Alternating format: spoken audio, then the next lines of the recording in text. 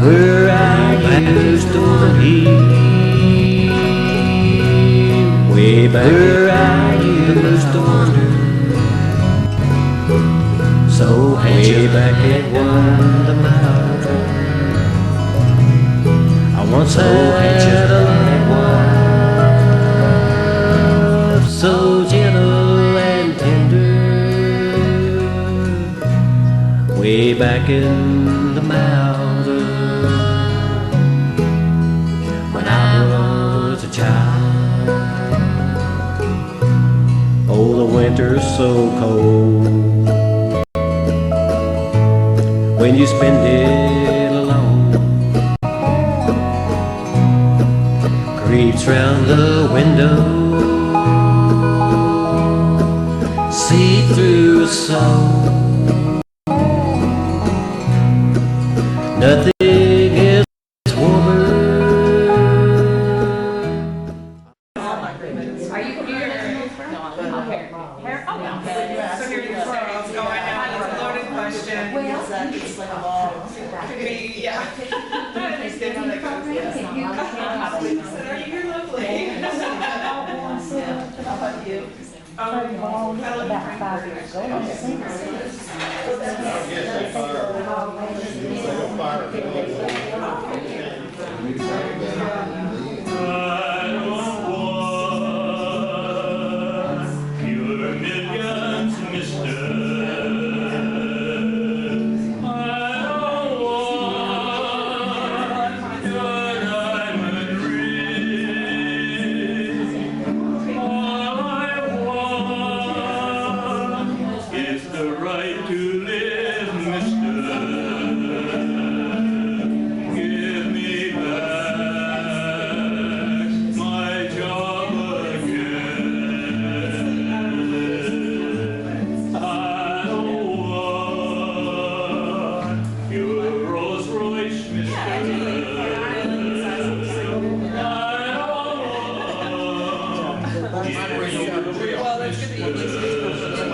Yeah, exactly. Yeah,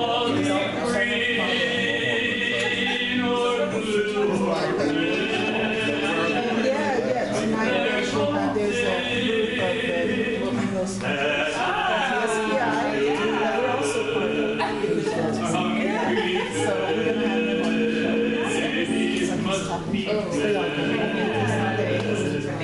part of the so we're gonna have them on This question I will try to answer, for I am sure that it is fair. For breakfast we had bulldog gravy, for supper we had beans, for to welcome traveler home. The conduct they are awaiting, for to welcome the traveler home. Now when I get back to Kentucky and I get my horse eyes on, I'll give them a sweet little tea party when they welcome the traveler home. For to welcome traveler home, for to welcome the traveler home, for the joy of that old feeling. And we are gonna fight that old feeling. The Catalysts, they are fat. They've got that old feeling. The workers' stomachs are flat. We have that old feeling. Rise and fellow workers, listen to what I have to say. The East Ohio, my herd, picket line today. They're fighting starvation, wage cuts. Listen to what the operator's done. They cut the miners' poor wages down to 23 cents a ton. The raiders have robbed the miners of their food and daily bread, and then they send their gun thugs round to shoot and kill us dead. The gangsters rove from town to town, they go from place to place, and then they came on Comrade Tom and also Comrade Grace. They drove them onto a mountain top. Get out of this car, they said. We know you both are Union men, and we aim to kill you dead. 50 years, she lived in coal camps, and for all of that time, she was working as a midwife in those camps, so that she really knew intimately how the people lived in those places, because she had lived there in those places for 50 years, but also because she was in everybody's house when they were sick or having a baby. And so people knew her and depended on her. So I think that when she speaks about or writes songs about what life was like in the coal camps during that period, she does so with a great deal of authority. From, again, 1883 to December 1931, she lives in the coal camps, so then she's a little more than 50 years old.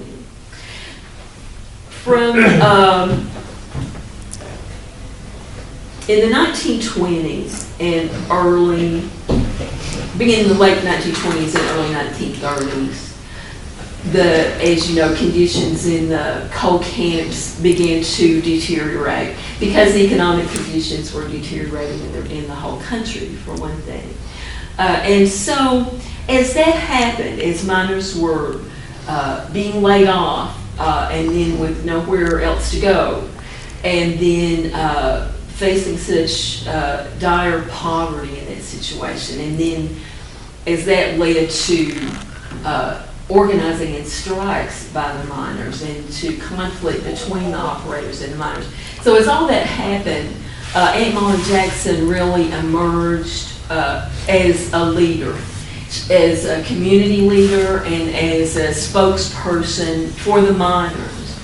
I think that she came to that role for several reasons. One was that her father, Oliver Garland, had always been active in whatever early forms of union had existed. Changed the words to fit new situations in the coal camps. So she knew all these old songs, and she was able to use them to express what was going on then around her. May 5th, 1931, Everett's, Kentucky. Aunt Molly Jackson was present at the Battle of Everett's, and she said that she had a 38 in one hand and a 45 in the other. And she had her head stuck out from behind a mining shack firing. And then she had her apron pocket full of ammunition. So this is only one of several reasons that Aunt Molly Jackson is called the pistol-packing woman. It's like, not just for the miners, but for the miners' families. And so as a result of that, they asked her to come to New York and to be kind of a national spokesperson for striking miners and for other workers around the country who were also engaged in labor struggles. And so she did that, which was good timing because she was probably about to be indicted for the Battle of Everett. So she went to New York early December 1931, she got on a bus in Hartford and rode to New York. Took 2 or 3 days. Theodore Dreiser, then a very famous writer, met her at the bus station. So very quickly then in New York, she becomes very well known. There were several articles about her in the New York papers shortly after she arrived in New York. And she begins to perform and to do fundraising more, but there is quite a lot because she gave so many interviews. She was interviewed so many times when she was in New York during those years. She had written part of an autobiography, and some of that has survived. We have her testimony before the Dreiser Committee, and we have all these recordings because while she was in New York, Alan Lomax recorded her for the Library of Congress, and she made a record for Columbia Records. So we do have recordings of her songs as well as her writings and interviews. So I took, after I became interested in her, I took a lot of that material and put it together into a kind of a performance piece that I do that deals with all of her life. So I'd like to share some excerpts from that with you without props and costume and only talking about mostly the years that she was in this part of the country and the years that had to do with her work in the unions. I'm going to start with a song. Excuse me. I'm going to start with a song that she said that she wrote walking up the railroad tracks from Pineville back to the coal can. Her brother, Richard Garland, had been killed in the mines a short time before. And so his wife and children, he had 3 or 4 young children, had been, of course, asked to leave the coal camp since he was no longer working there. And so they had moved into town in Pineville. And so Aunt Molly had gone to town one day and she saw them. And she saw that they were without food. And so she bought them some groceries and visited with them a while. And then she decided that rather than take the train back from town to the camp, as she'd ridden the train from the camp to town that morning. But then she decided instead of taking the train back, she would just walk up the railroad tracks. And so she said that as she was walking along, she was thinking about her brother who had been killed in this roof fall, and about his family and then the condition that they were facing. And she started singing this old song called Only a Miner. But being Aunt Molly Jackson, she changed the words. So from this point on then, everything that you'll hear is going to be Aunt Molly Jackson's words, not mine. Her songs, her stories, and almost all in her own words.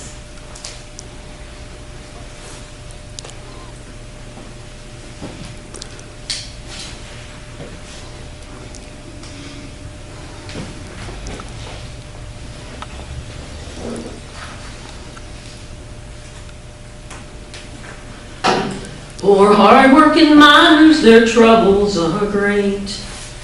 How often in mining they meet their sad fate, killed by some accident no one can tell.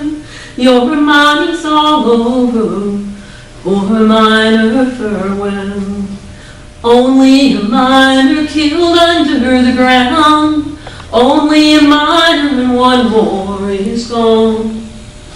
Killed by some accident, no one can tell. Your mining's all over, poor miner, farewell. When I'm in Kentucky, so often I meet Poor coal miners' children thrown out on the street. What are you doing? To them I have said, we're hungry, Aunt Molly, we're begging for bread. Only a miner killed under the ground, only a miner and one more is gone. Killed by some accident, no one can tell. Your mind's all over, poor miner, farewell. We were living at a place, it was run by Coleman was his name. He was a coal man and he was a coalman. And it was hard times in Coleman's mines. Miners was being laid off by the thousands, turned out of their houses, and then with most of them nowhere to go and no way to feed their families. Well, I had composed a song and named it Hard Times in Coleman's Mines. And I taught that song to every woman and child in that coal camp. And one day, I got them all rounded up, a big gang of them, all women and children. And we marched down to the pit of the mine, singing that song. And the men, they heard us then, you know, and they began to come up from all where they was working at, and they started hollering, "What in the name of God are you all doing in here?" They never had seen a woman in the mine before. They thought it was bad luck. I said, "Bad luck? It looks to me like you've already got the bad luck." I said, "We've come to fetch you up out of here. You're doing no good here." They said, "Oh, get on back to the house." I said, "We've got nothing to do at the house. We've got no food to cook. We've got no clothes to wash. We can't clean for the coal dust pouring through the cracks in the wall." They said, "We'll lose our job." I said, "You've got nothing to lose. If you're going to starve to death, you'd be better off to starve up in the fresh earth than down in this coal mine. Throw down your tools and say you won't strike another lick till you get a living wage." And they followed us out. "Come out on strike, boys, it's all that you can do. Old Coleman's getting rich, I'm making slaves out of you. And it's hard times in Coleman's mines, it's hard times, poor boy. You sit down for breakfast, and all you've got to eat is cornbread and bulldog gravy without a bite of meat. And it's hard times in Coleman's mines, it's hard times, poor boy. Best we've got to live in is small one-room shacks. You can throw big dogs and cats through the cracks. And it's hard times in Coleman's mines, it's hard times, poor boy. When you're asked about leaving, all you can say is we're ragged and hungry, we can never get away. And it's hard times in Coleman's mine, it's hard times, poor boy. Unite and stick together, boys, it's all can be done. Lay down your tools and walk out in the sun, for it's hard times in these old mines, it's hard times, we know.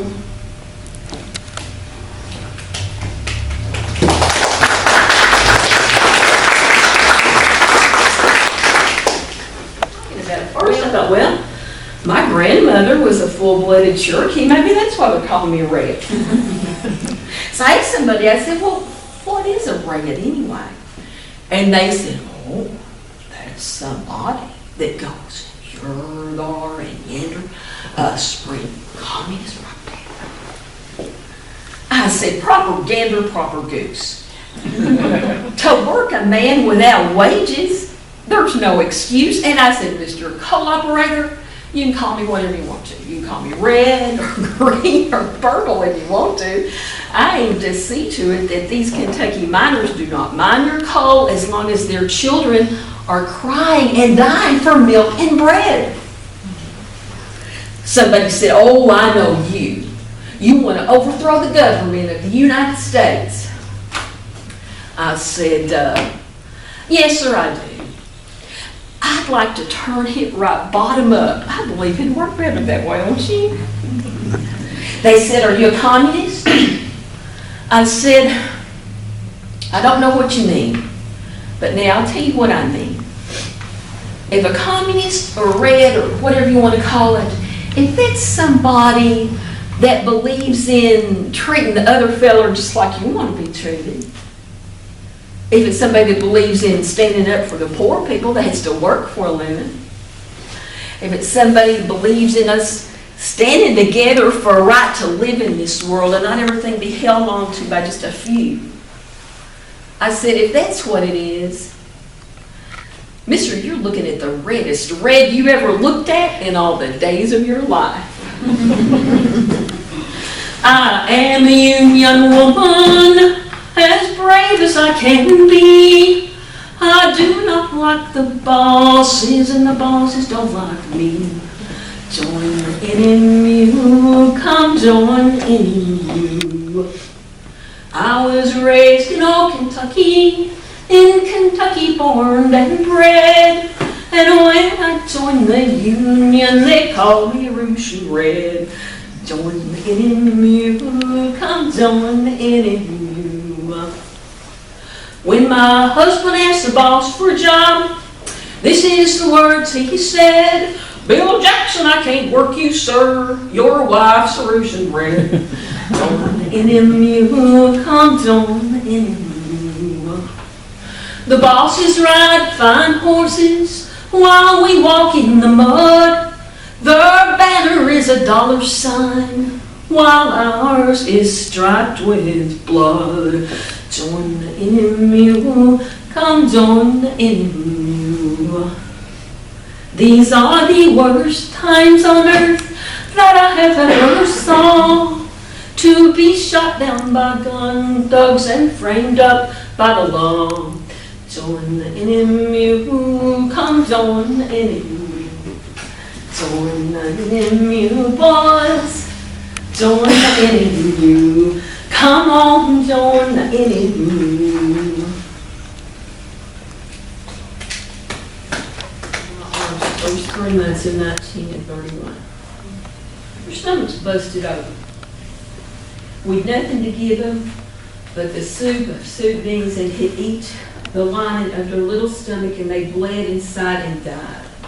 And died so hard, I was still here and crying myself. There's a family lived just down the hill from me, Bill Allen and Daisy Allen and their little girl, and I heard that child crying for 3 days, and I said, Daisy, what is the matter with that child? And she said, she's crying for something to eat, and I've not got a crust of bread.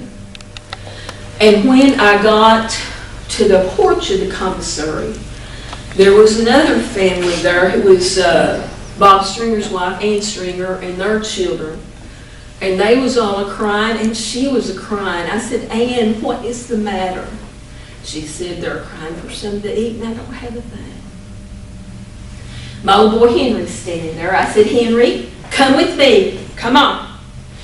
And I went in the commissary, and I went in laughing and said to the commissary clerk, I said, well, Mr. Martin, it don't matter how hard times gets, I've always got me a little scrip or a little money or something, I said, to get by on.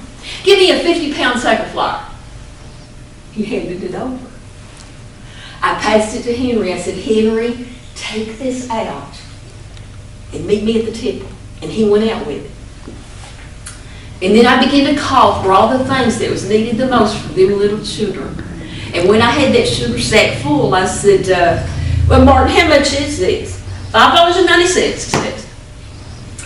I said, well, I'll be back and pay you. I said, I'll have to go around and make a collection. But now I will be back and pay you. Don't worry about that now. And I started kind of easing towards the door with it, you know.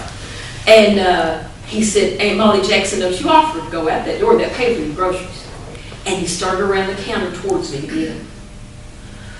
I pulled that 38 out from under my arm and I pointed it right straight at him. And I said, Martin, if you try to take this grub away from me, I swear to God, if they electrocute me for it tomorrow, I will shoot you 6 times in a minute. And I walked out backwards. And I took and gave the most of that food that day to Ann Stringer for her children. And I took the rest on up to Daisy Allen for her little girl. My house was the next house. I had no more than got in the door till the deputy sheriff come to arrest me. I said, come on in, Frank. He come in and sat down. He said, why, Molly, what in the world? He said, have you turned out to be a robber? I said, no, Frank, I'm no robber. But I said, it was the last straw. I have listened to these little children crying for something to eat day and night till I cannot stand it. I'm about out of my mind. And the tears come in his eyes. And he said, Tom, you sent me over here. There's a co-operator. He said, Tom, you sent me over here to arrest you, Sam. But he said, now, if that's the way of it, I'll just pay that bill myself. And he said, if they fire me now for not arresting you, he said, I'll be damn glad of it. I'm tired of living on promises and gravy, and I'll make all way. I'd rather be in the Pineville jail with my back all covered in lice than to be down here in Hughes's coal mine digging coal at Hughes's price. When old Hughes thinks his mines is about to close, it's a sight to see him frown. These guys enough in old Hughes today to blow these mountains down. Very well, Pauline Brent. Very well, I say I'm tired of living on promises and gravy, and I make all my way.